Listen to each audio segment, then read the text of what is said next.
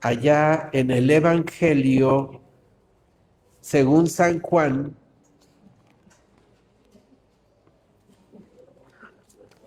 ¿alguien nos acompaña por primera ocasión? ¿Primera ocasión? ¿No? ¿Nadie? Ok. Evangelio según San Juan, capítulo 10.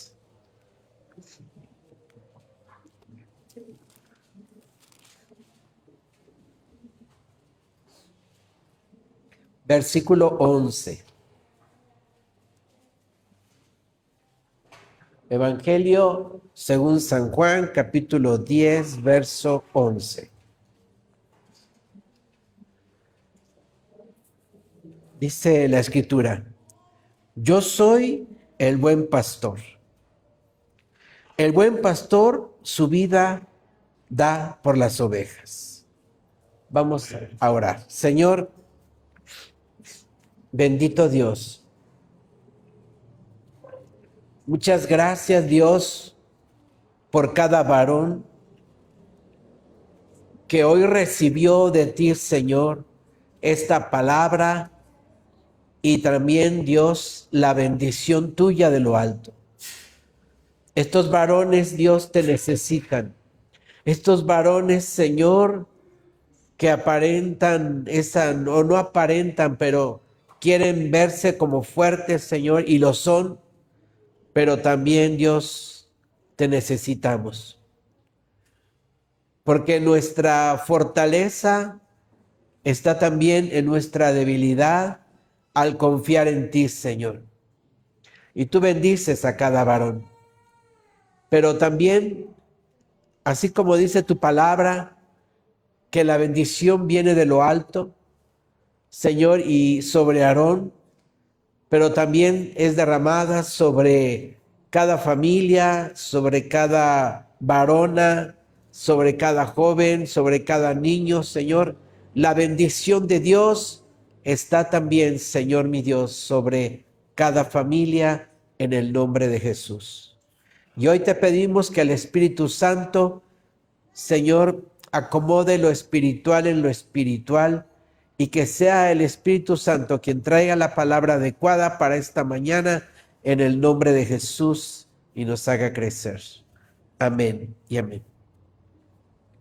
Muy bien, amado. Al estar estudiando la carta a los romanos, vimos que nosotros somos como ovejas. El Señor siempre nos habla en relación a algo, comparando con algo que nosotros conocemos. Y el Señor nos ha dicho que somos esas ovejas, pero una oveja necesita del pastor. Y si nosotros somos ovejas, necesitamos un pastor. Y Jesucristo es el buen pastor. Dice Juan 10:11, yo soy el buen pastor. El buen pastor su vida da por las ovejas. Y amado, en la televisión, a veces veo televisión, sí la veo. Vi una noticia en donde había un hombre muy fuerte levantando una gran pesa. Nunca he entendido por qué hacen eso, pero bueno, está bien. Agarran, hermano, y levantan una, es pesa lo que tiene así, una viga, no, pero viga así con las pesas de este lado y de este otro lado. Pesas. Y la levantó y digo, ¿para qué hacen eso? Pero bueno, cada quien. Y la levantó, hizo tanto esfuerzo que comenzó a salirle sangre por su cabeza. O sea, el esfuerzo fue tanto que la sangre fluyó. Había alguien que lo estaba tratando de ayudarle y si se pasaba algo lo agarraba y sí, lo abrazó y lo sostuvo. Y entonces me vino a la mente, hermano, al Señor Jesús. Jesús no levantó pesas. No digo que sea malo, Nada más digo que en mi cabecita digo, ¿para qué? Pero no es malo. Si usted lo hace, hágalo. Y si no lo hace y lo quiere hacer, hágalo. No pasa nada. Pero vino a mi mente Jesús y dije, ¿cuánta presión tuvo el Señor Jesús el día que iba a ser crucificado, que derramó sangre de su cabeza? ¿Sí lo ha leído eso? Y entonces vino a mi mente que para Jesús no fue fácil. No fue cualquier cosa, amado hermano, llegar a la cruz. No llegó el Señor Jesús, dijo, sí, me van a crucificar. No, porque la Biblia dice que aquel verbo se hizo carne y Jesús era hombre verdadero, Dios verdadero, pero también hombre verdadero. Y en su humanidad, amado hermano, la presión de saber lo que iba a pasar, no solamente desde el punto de vista físico, sino espiritual. Hubo una gran presión y él comenzó a derramar sangre de su cabeza. ¿Se imagina por lo que pasó Jesús? Por eso tiene sentido este versículo que dice, yo soy el buen pastor su vida da por las ovejas. Él dio su vida por nosotros. Y hermano, por eso amamos al Señor Jesús y lo alabamos y le decimos cosas lindas, porque Él nos ha salvado. A veces le digo a los matrimonios, de verdad, dense palabras bonitas, palabras dulces, palabras que edifican, palabras que exhortan, palabras que traen consuelo. Amado, es que eso es lo que hace Dios. Una de las tareas del Espíritu Santo es consolar, ¿sí o no? ¿Y por qué el ministerio del Espíritu Santo es consolar? Porque vamos a estar a veces atribulados, porque estamos en este mundo y este mundo es malo. Este mundo es perverso, hermano. Más vea las noticias. Es perverso, hermano. Y nosotros estamos en medio de ello y va a haber momentos difíciles, pero tenemos al buen pastor.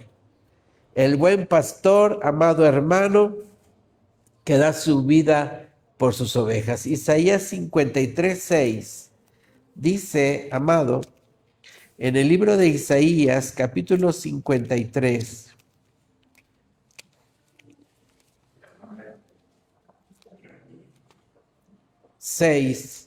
dice, todos nosotros nos descarriamos como ovejas, cada cual se apartó por su camino, mas Jehová cargó en él el pecado de todos nosotros. Por eso la gran presión sobre Jesús. Dios ve a todo el mundo, no solamente a los cristianos, sino a todo el mundo, amado hermano, lo ve como ovejas. Pero hay ovejas que andan por sus propios caminos. Hay ovejas que andan saltando en el monte, andan en caminos diferentes y no tienen un pastor, no son parte de un rebaño, hermano, y están al acecho del enemigo. Pero tú y yo, un día Jesús nos abrió las puertas y entramos a ser el rebaño de nuestro Señor Jesús. Ya no estamos solos, ya no estamos a expensas del maligno, porque ahora, amado, está el buen pastor. Y cuando una oveja es asediada, el buen pastor está allí. Jesús dijo en Mateo 28, yo estoy con ustedes todos los días hasta el fin del mundo. El buen pastor está con nosotros, amado hermano. Pero mira, dice Isaías 53:6, que todos nosotros nos descarriamos como ovejas. Cada cual, dice, se apartó por su camino. Pero miren cómo termina este versículo.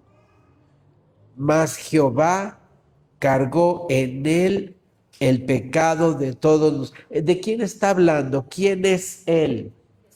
Jesús.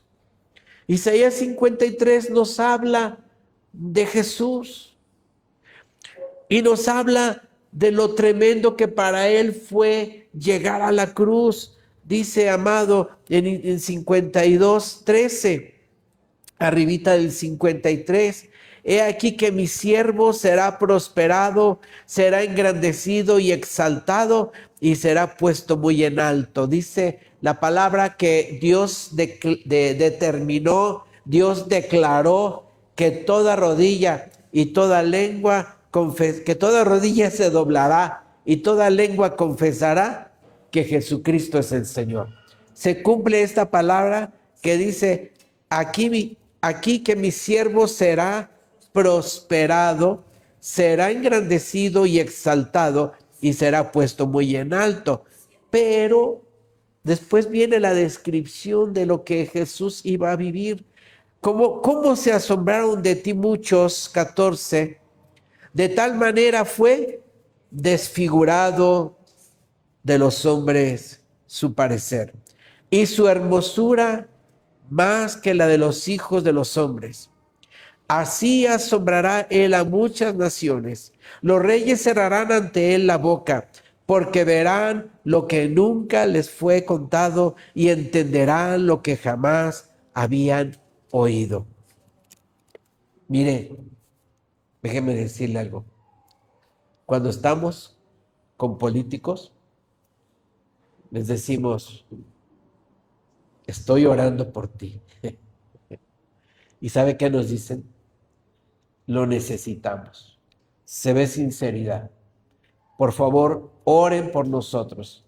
Necesitamos el poder de Dios en nosotros porque es muy difícil y estamos pasando por momentos complicados.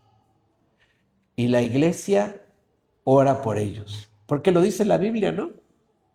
Dice que debemos de cuidar a nuestros gobernantes.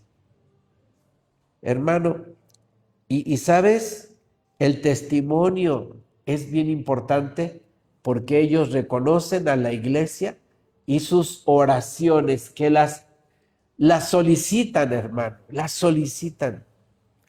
Así que damos gracias a Dios por ellos, amado. Pero mira, dice el versículo 53:1, ¿quién ha creído a nuestro anuncio? ¿Y sobre quién se ha manifestado el brazo de Jehová? Subirá cual renuevo delante de él y como raíz de tierra seca. No hay parecer en él ni hermosura. Le veremos más inatractivo para que le deseemos. Pero antes dice que es hermoso y aquí dice que ha perdido esa hermosura. ¿Por qué? Porque fue desfigurado, porque fue, amado hermano, maltratado, todo el cuerpo de nuestro Señor Jesucristo. Por eso me llamó la atención, ¿verdad? Esa noticia que salió ahí en los deportes. Hermano, veamos cómo realmente Jesús sufrió por ti y por mí. Fue realmente extraordinario, amado. Dice el verso 3, despreciado y desechado entre los hombres, varones, Jesús les entiende.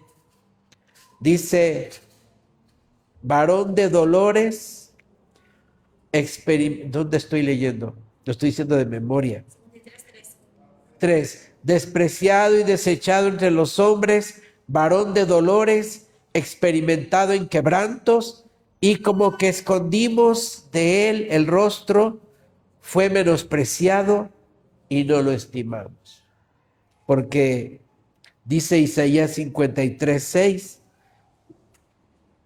Todos nosotros nos descarriamos como ovejas, cada cual se apartó por su camino, mas Jehová cargó en él el pecado de todos nosotros. Dice el verso 5, mas él herido fue por nuestras rebeliones, molido por nuestros pecados.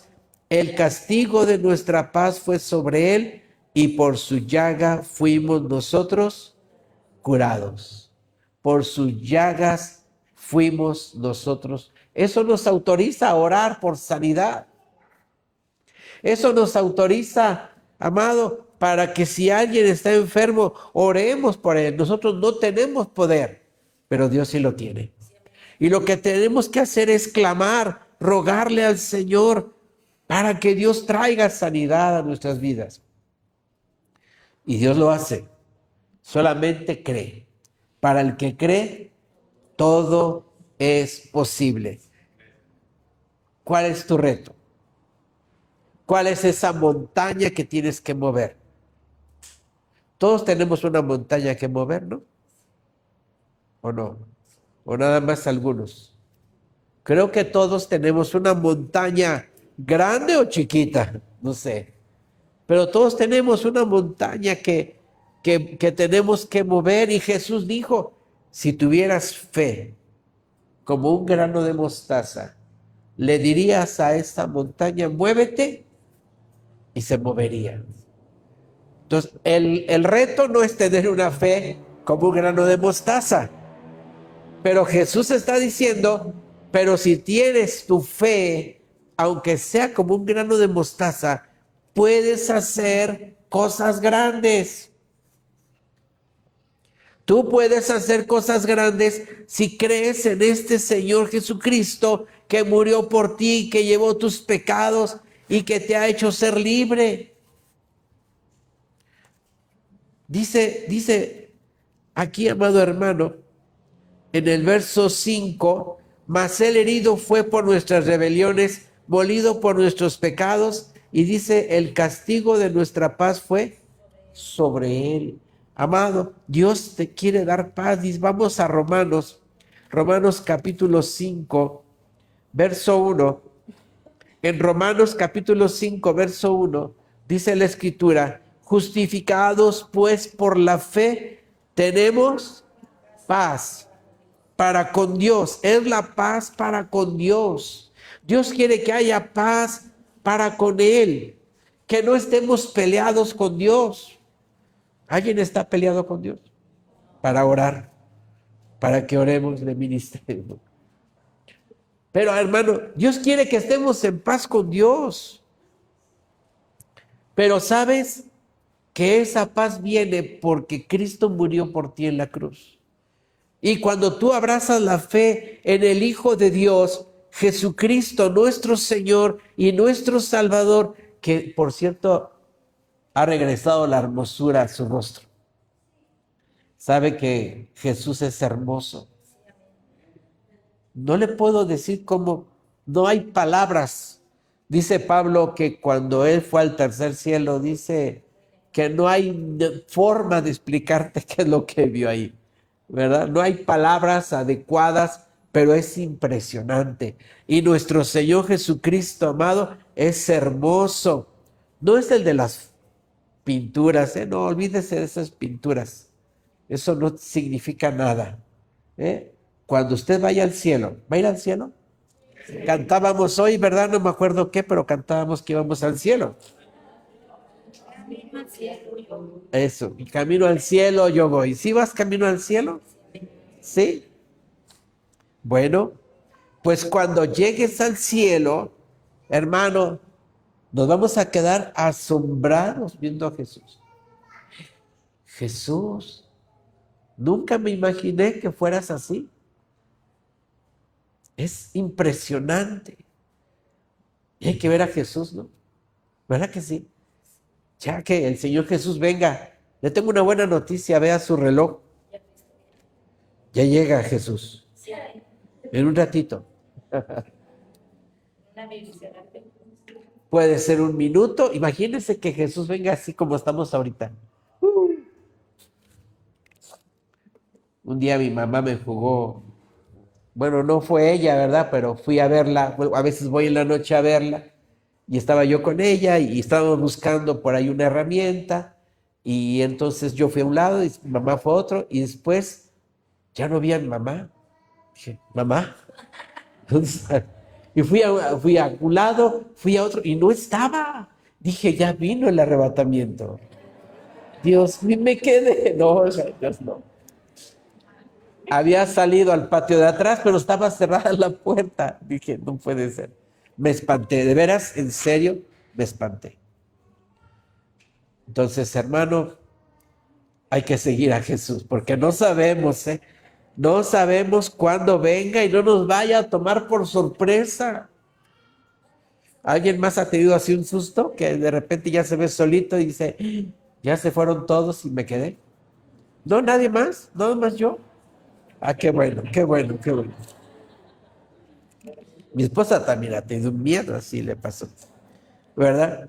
Entonces, amado, justificados pues por la fe, tenemos paz para con Dios. Y si Dios nos pone paz para con Él, amado, quiere que también tú y yo tengamos paz para con los demás.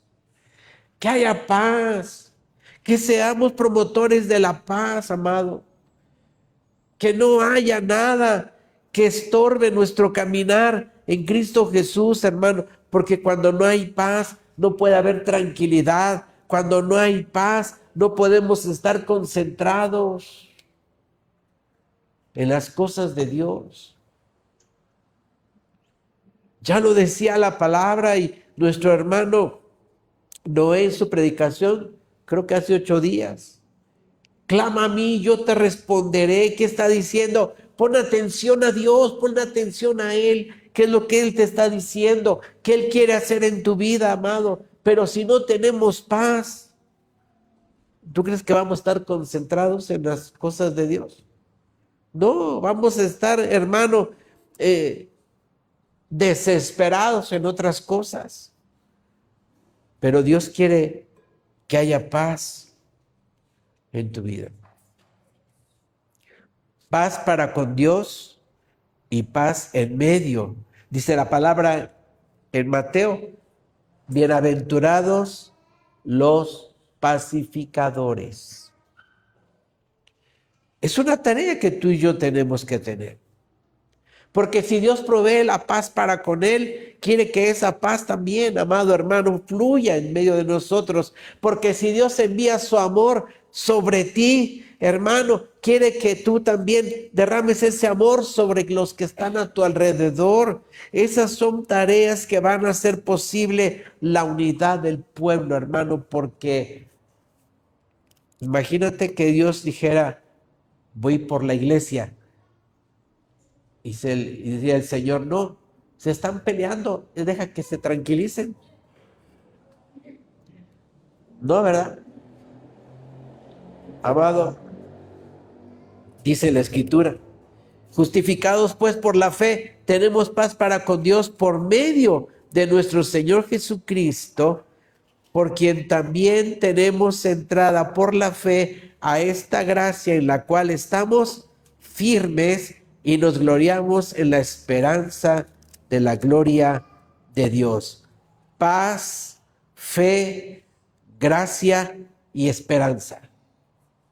Es el rompecabezas que tenemos que armar. ¿Le gusta armar rompecabezas? Pues aquí tiene uno, hermano. Tiene que tener paz, tiene que tener fe, gracia y esperanza. Son elementos de nuestra vida cristiana. Paz para con Dios, porque tenemos la fe de nuestro Señor Jesucristo, que nos lleva a la gracia en donde entendemos que Dios nos ha perdonado y que no hay esos pecados, ya no hay esos pecados que nos condenan, hermano. Dios no te condena, Dios nunca condena a nadie. ¿Sabes quién condena? El pecado que pueda haber en la vida de una persona. Dice el verso 6, 5, 6, porque Cristo, cuando aún éramos débiles, a su tiempo murió por los impíos. Éramos débiles, pero diga la Escritura ahora, Diga el débil, fuerte soy. ¿Por qué? Porque Dios te va a dar la fortaleza para que cargues el arca del pacto. Se requiere fortaleza para cargar el arca del pacto, porque el arca, ¿sí se acuerdan del arca del pacto? Es esa caja de madera de acacia rodeada de oro con un propiciatorio totalmente de oro, con 2 querubines con sus alas tocando la punta de sus alas, y adentro, hermano, del arca del pacto habían 3 elementos. No me acuerdo qué había, pero usted me va a ayudar. ¿Qué había? 3 elementos en el arca del pacto. ¿Se acuerda? Es que no me acuerdo yo. Venía la vara de Aarón. Hermano, esa vara que el Señor nos da aliento, ¿verdad? Nos infunde aliento para que caminemos. El pastor trae su callado, ¿sí sabía? ¿Ya sabe para qué el callado? Para jalar a la ovejita. La vara de Aarón que reverdeció. ¿Qué más había en el arca? Un depósito del maná, que es el alimento. ¿Quién nos va a dar de comer? El pastor, ¿no? Mejor el buen pastor. El maná representa el alimento de Dios a su pueblo. Alimento, dirección. ¿Y qué más había? Había otra cosa, no me acuerdo qué es. Las tablas de la ley, amado. ¿Para qué sirven las tablas de la ley? Las tablas de la ley representan la palabra de Dios para que nosotros tomemos buenas decisiones. ¿Quieres tomar buenas decisiones de manera personal? Léete la Biblia. Nada más los 66 libros. Bueno, lo voy a hacer más económico. Léete nada más los 39 del Antiguo Testamento. Y cuando acabes los 27 del Nuevo Testamento. Y ya. Además ya sabes que si la lees, ¿qué va a pasar? Vas a ser sabio. Y si le crees, ¿qué va a suceder? Vas a ser salvo. Y si le obedeces, vas a ser santo. Ahí está, hermano, el arca de... ¿Y sabes qué? El arca del pacto, hermano, no llevaba rueditas. El día de hoy, en estos tiempos modernos, a todo le ponemos rueditas, ¿sí o no? ¿Verdad que sí? Me acuerdo cuando yo llevaba mi mochila, no llevaba rueditas. Y bien pesada, por eso quedé así, ¿verdad? No traía rueditas, hoy traen rueditas. Las maletas traen rueditas. ¿Qué más traen rueditas? Para la gente grande, ¿verdad?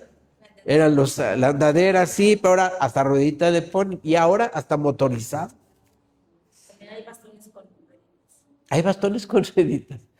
Y mire, ya está la tecnología para que una mochila o una maleta lo siga usted. Ya no tiene que jalarla.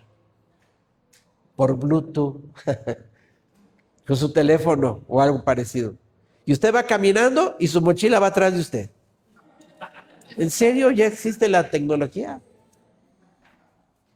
Ya hasta coches se mueven solitos, ¿sí o no? ¿Verdad? Ya más le dice, voy al camino, se sube uno y mira, el coche lo trae solito.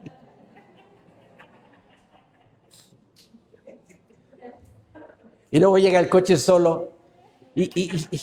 No, es que dijo que no podía venir, pero llegó el coche. Hermano, pero en la vida cristiana, la fe no tiene rueditas. Hay que caminar, hay que dar los pasos de fe, como dice la Escritura, amado, siguiendo los pasos de fe de Abraham. Abraham no traía rueditas, tuvo que caminar de Ur de los Caldeos hasta la tierra prometida. No es malo traer rueditas, ¿eh? No estamos condenando, no, al contrario, si usted trae una maleta que lo sigue, que bueno, es muy interesante todo hoy. Toda la tecnología de hoy es muy interesante. amado, pero que no nos confiemos y no querramos esforzarnos en los asuntos de la fe. Por eso en el capítulo 6 de Romanos nos habla, hermano, de lo que debe de acontecer en nuestra vida, que debemos de morir a la causa del pecado. Capítulo 6, verso 1 de Romanos, dice, ¿qué pues diremos? ¿Perseveraremos en el pecado para que la gracia abunde? O sea, dice la palabra que por la fe en el Señor Jesucristo entramos a la gracia. Y la gracia significa que ya Dios te perdonó todos tus pecados, todos. No quedó uno solo. Pero no significa que usemos la gracia para pecar. Este es un problema que a veces nos mete problemas doctrinales en algunos otros lugares. Pero si Dios te salvó, dice la Escritura, cuida tu salvación. Hermano, y dice Romanos, ¿qué pues diremos? ¿Perseveraremos en el pecado para que la gracia abunde? En ninguna manera, porque los que ¿qué?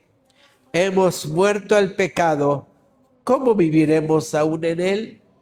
¿Ya moriste al pecado? A ver, no levantes su mano, pero ¿ya te bautizaste? Y si no, ¿qué esperas para bautizarte? ¿Qué quieres que suceda en tu vida para decir, sí, quiero bautizarme? No levante su mano solamente espiritual. Pero si tú no has sido bautizado, dile al Señor, ayúdame a creer en ti. Porque el bautismo, hermano, no es cualquier cosa. El bautismo no es nada más un paseo. El bautismo no es nada más una ceremonia. No es una ceremonia. El bautismo es un momento tan importante, hermano, que representa a través del bautismo la muerte del cristiano al pecado. O sea que debes de estar consciente de que vas a morir al pecado. Y dice Pablo, en ninguna manera, porque los que hemos muerto al pecado, ¿cómo viviremos aún en él? Ya no es compatible. Ya no es compatible, amado. Ya tu vida tiene que renovarse, haber cambiado, haber sido transformado, haber nacido de nuevo. Eso es lo que va a caracterizar la vida del cristiano. Versículo 3, ¿o no sabéis que todos los que hemos sido bautizados en Cristo Jesús, hemos sido bautizados en su muerte? Y mira, si en la muerte del Señor Jesús, Él derramó sangre, hermano, de su cabeza, porque fue algo tremendo, fue algo grave, fue algo muy fuerte, ¿cómo tú y yo vamos a menospreciar esa muerte de nuestro Señor Jesucristo? Por eso, cuando llega la hora del bautismo, es un asunto personal. Nadie puede empujar a nadie. Cuando vamos a los bautismos, no los empujamos, ¿verdad que no? No le decimos, párese en la orilla y lo empujamos. No, cada uno tiene que bajar por su propia voluntad a las aguas del bautismo. Soy bautizado como manda el Salvador, qué grande gozo siento ya en mi corazón. Ya mis pecados los borró mi Salvador, quiero llegar puro y limpio a su mansión. Tenemos la esperanza de llegar. Y hay que caminar, camine aunque sea con rueditas si usted quiere, pero vaya, camine y llegue a Dios. No hay mejor lugar con Él. No hay mejor lugar que con Él. No sé si has visitado algún lugar bonito, pero el mejor lugar que hemos visitado, y no visitado, sino que hemos regresado a la casa de papá con Dios. La casa de Dios, hermano, ya no es de paredes y techo como el templo de Jerusalén, ¿verdad? David dijo, yo vivo en un palacio y el Señor está en una enramada.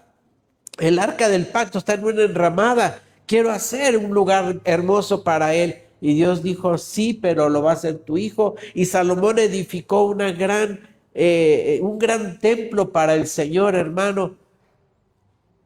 Pero sabes que ahora Dios busca el templo de tu corazón. Y sabes que para Dios el lugar más bello es tu corazón. Quiere estar ahí, anhela estar ahí. Dame, hijo mío, tu corazón.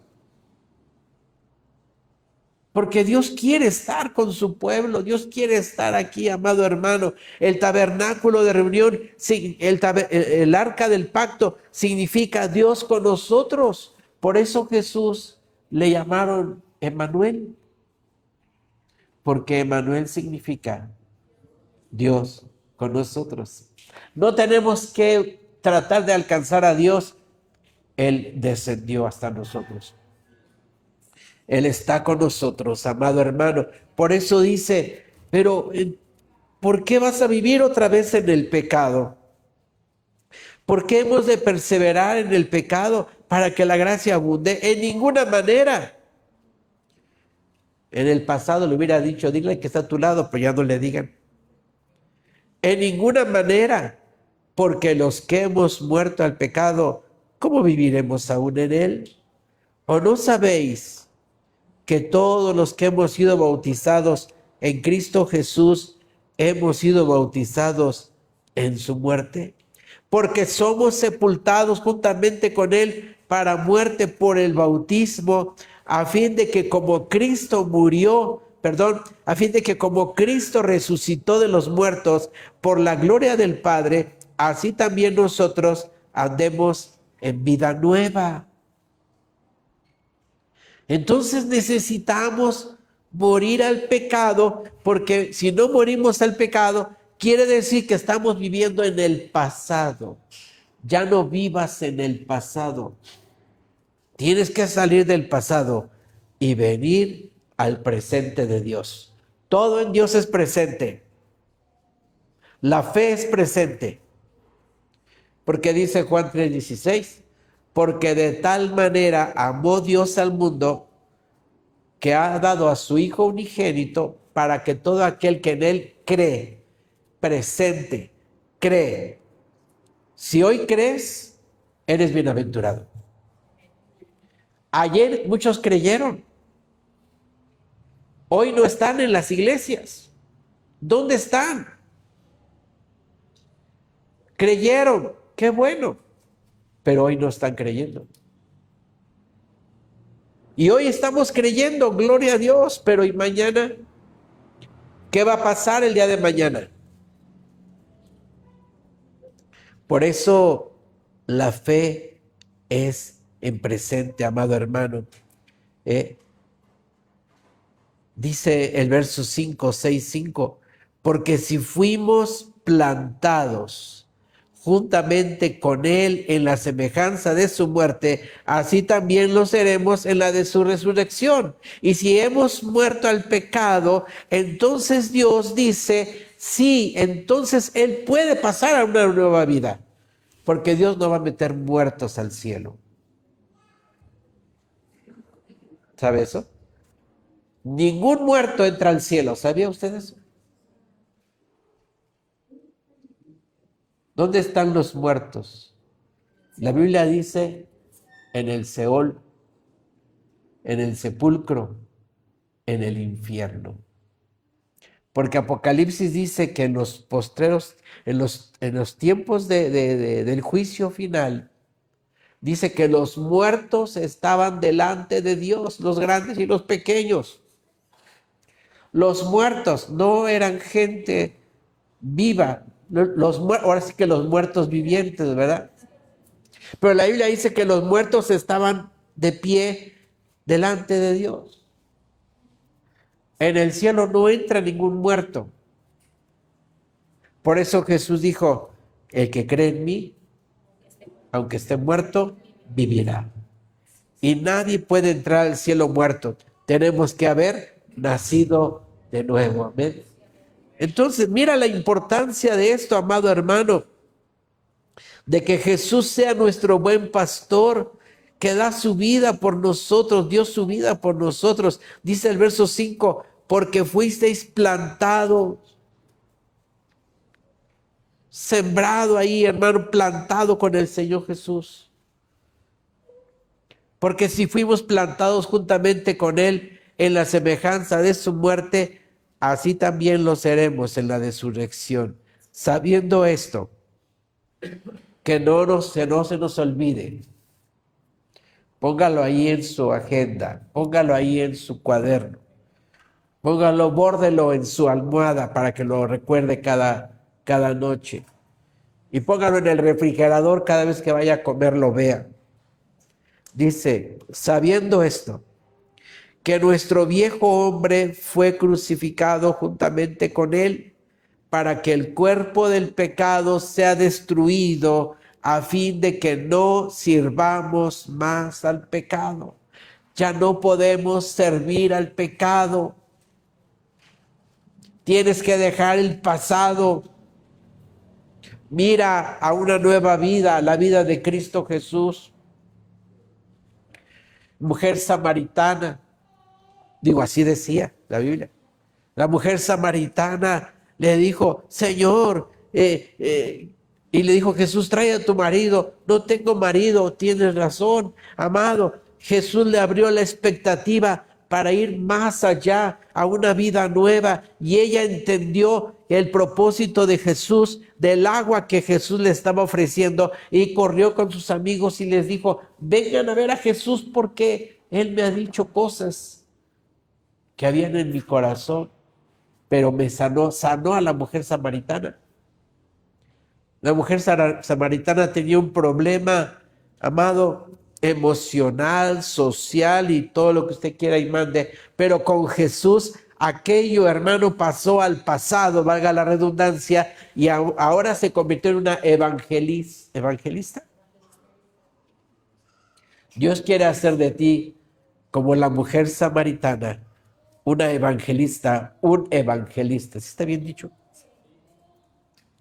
¿Y qué es eso? Que como Dios te ha dado una nueva vida, vas y la compartes con otro. Ven y ve. Ven y escucha. Ven y experimenta. Ven y conoce a Jesús. Amado, y la mujer samaritana se le olvidó esas relaciones que tenía, hermano, ¿verdad? Que andaba buscando marido, hermano. Se le olvidó todo eso porque ahora el propósito de su vida era Jesús y sus palabras. Estaba mirando a Jesús. Lo pasado quedó pasado. Ahora el centro de todo es nuestro Señor Jesucristo. Verso 8. Y si morimos con Cristo, creemos que también viviremos con Él, sabiendo que Cristo, habiendo resucitado de los muertos, ya no muere. La muerte no se enseñoreará más de Él, porque en cuanto murió al pecado, murió, déjeme leerlo otra vez, porque en cuanto murió al pecado, murió una vez por todas, mas aun cuando vive, para Dios vive. Entonces, o vivimos en el pecado o vivimos para Dios. Es la decisión de cada uno. Por eso cuando estamos convencidos decimos, voy a bautizarme. Porque eso representa la muerte del hombre y de la mujer y tener una vida nueva, en donde la expectativa está puesta en el Señor Jesucristo. Verso 11. Así también vosotros, consideraos muertos al pecado, pero vivos para Dios en Cristo Jesús, Señor nuestro. Vivos para Dios. Eso es lo que tenemos que ver. Eso es lo que tenemos que analizar en nuestra vida. ¿Para qué estamos viviendo? ¿Para qué vivimos? A lo mejor como Eclesiastés. Pues trabajo, como y bebo, ¿verdad? Y nada más hay eso en tu vida. No. Tienes que buscar el propósito más grande que Dios tiene para tu vida. Versículo 12. No reine pues el pecado en vuestro cuerpo mortal, de modo que lo obedezcáis en sus concupiscencias.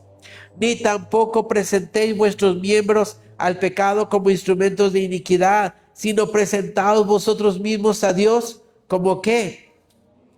Como vivos de entre los muertos, y vuestros miembros a Dios como instrumentos de justicia.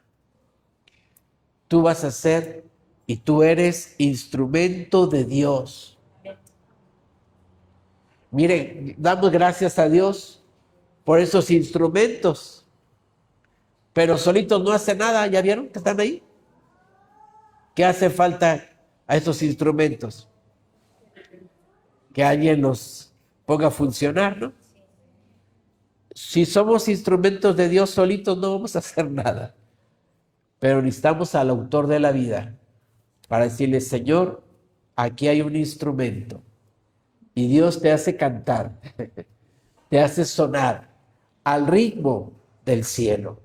¿Quieres vivir al ritmo del cielo, amado? Dice el 14, y ahí terminamos: porque el pecado no se enseñoreará de vosotros, pues no estáis bajo la ley, sino bajo la gracia.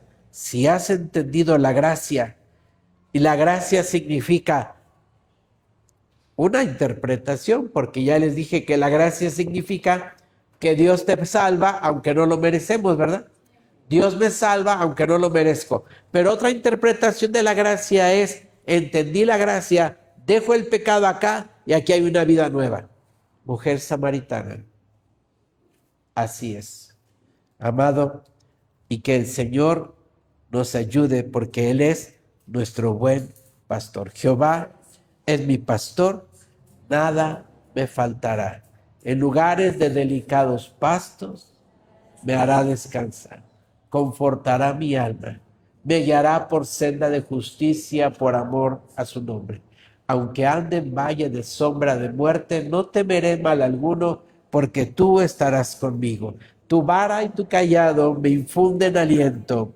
Aderezas mesa delante de mí en presencia de mis angustiadores. Unges mi cabeza con aceite, mi copa está rebosando.